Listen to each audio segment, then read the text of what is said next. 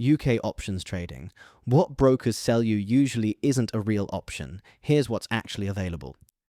You're a UK retail trader. You want to buy real listed options, the kind Americans trade on the S&P, on Tesla, on every US name with an exchange-listed contract. So you Google Options Trading UK, click the first 3 results, and you land on IG, Citi Index, plus 500. Big headers. Options trading. Trade options today.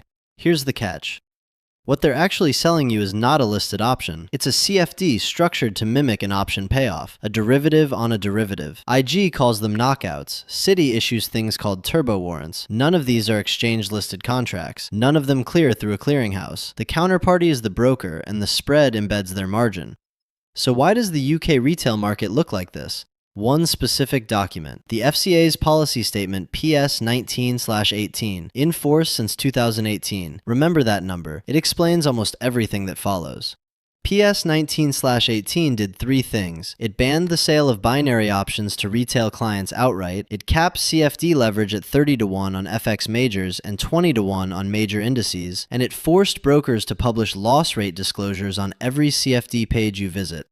The number behind that intervention? ESMA's 2018 baseline data showed 74 to 89% of retail CFD accounts losing money across the EEA. That's not a typo. Up to nearly 9 in 10 retail CFD accounts in the red. Listed options survived. They're MiFID II instruments, not banned. But by 2018, UK retail brokers had already built their businesses around something else entirely. ISAs, SIPs, GIA equity wrappers, tax-advantaged buy and hold. Options were never a retail flagship in the UK. They were a professional product served by a narrow group of brokers, and that's the structural asymmetry you're still bumping into in 2026. So what are they actually selling you then? 3 different products get labeled options in the UK market. They are not interchangeable. First, listed equity and index options, the real product. Standardized contracts on CBOE, NASDAQ, Eurex, ICE Futures Europe. Strike prices, monthly and weekly expiries, central clearing. If a contract trades on an exchange and clears centrally, it's a listed option. Second, CFD-wrapped options. Private contracts between you and the broker designed to mimic option payoffs. IG's knockouts, Societe Generale's turbos, Citi-issued leverage certificates. The economic exposure looks similar. The legal structure is not. 3 things separate them. The counterparty is the broker, not a clearinghouse. There's no secondary market. You can't transfer the contract. And pricing is not transparent. The spread embeds the broker's margin. Third, spread bets, the UK and Ireland specialty, a CFD equivalent structured as a wager so that HMRC's BIM 22.020 rule treats it as gambling, not trading. That single classification changes the entire tax picture. I'll get to why in a moment. If you want real listed options as a UK retail client, your broker list is short. Interactive Brokers UK has the broadest menu. US, European, Hong Kong, Singapore listings. Commissions start around 65 cents per contract on US options. Smart Routing handles European listings. If you want maximum exchange coverage, this is where you go. Saxo, strong European focus, particularly Eurex. Commissions higher than IBKR, but Saxo Trader Pro has better options visualization, strategy builders, Greeks dashboards, scenario analysis baked into the platform itself. Charles Schwab UK, US listed options only, single market access. Fine if you only want to trade American underlyings. Tasty Trade, US listed options specialist. UK clients open accounts through the international brand, but the platform is unambiguously US focused. The education, the strategy templates, all built around US markets. All 4 require an appropriateness test before they let you near options. That's not a formality. The FCA mandates it. You answer questions about your trading experience, your understanding of options-specific risk, your capital. Get it wrong and you're locked out. That's where to buy them. Now the more expensive question, tax, because the wrapper you trade in determines what you owe, not the view you take. The capital gains tax annual allowance has collapsed. £12,300 in 2022-23, £6,000 in 2023-24, now £3,000 from 2024-25, and the same £3,000 in 2025-26. That's it. Once your trading profits cross $3,000 in a tax year, you're paying CGT, 10% at basic rate, 20% at higher rate. 3 wrappers, 3 different tax outcomes.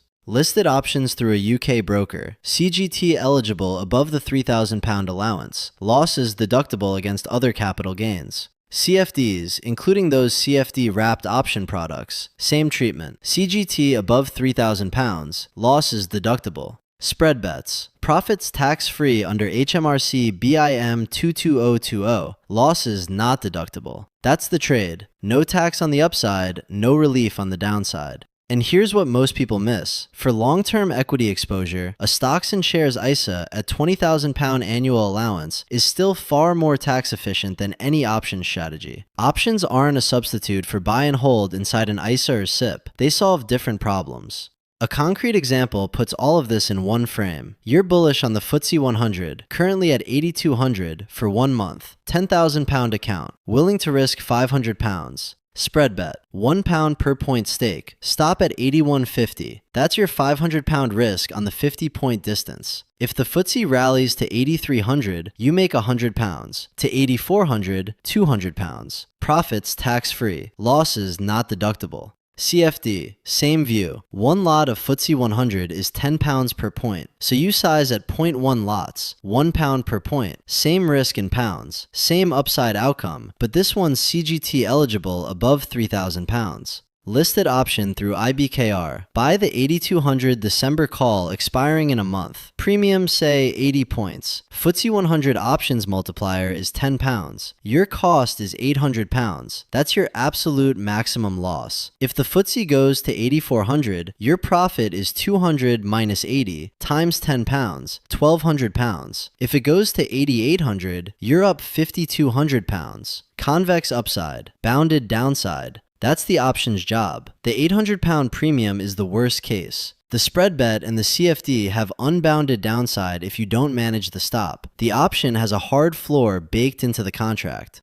So when does the complexity pay off? 4 scenarios where listed options actually justify themselves. Hedging an equity ISA portfolio. Buying SPY puts during a market scare, with the hedge profit offsetting losses elsewhere. Income generation. Covered calls on US stocks held in a GIA, with the premium as cash flow. Defined risk directional trades. Known maximum loss equals premium paid versus an unbounded CFD position. And volatility trading. Long straddles around earnings, Vega exposure, calendar spreads. None of these work in CFD wrappers. Skip listed options when you want a simple long-short bet on the FTSE. Skip them when your total stake is small enough that commissions dominate the trade. Skip them when you haven't traded the underlying yet. And skip them when the position would fit inside an ISA or SIP instead.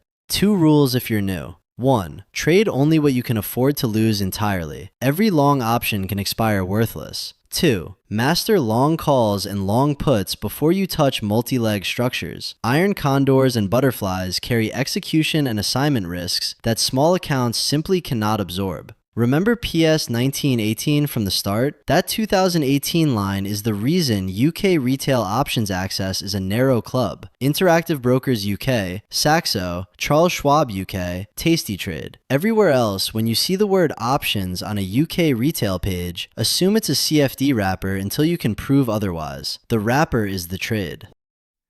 Listed options for hedging and volatility, CFDFs for simple bets. Check the description for the full breakdown.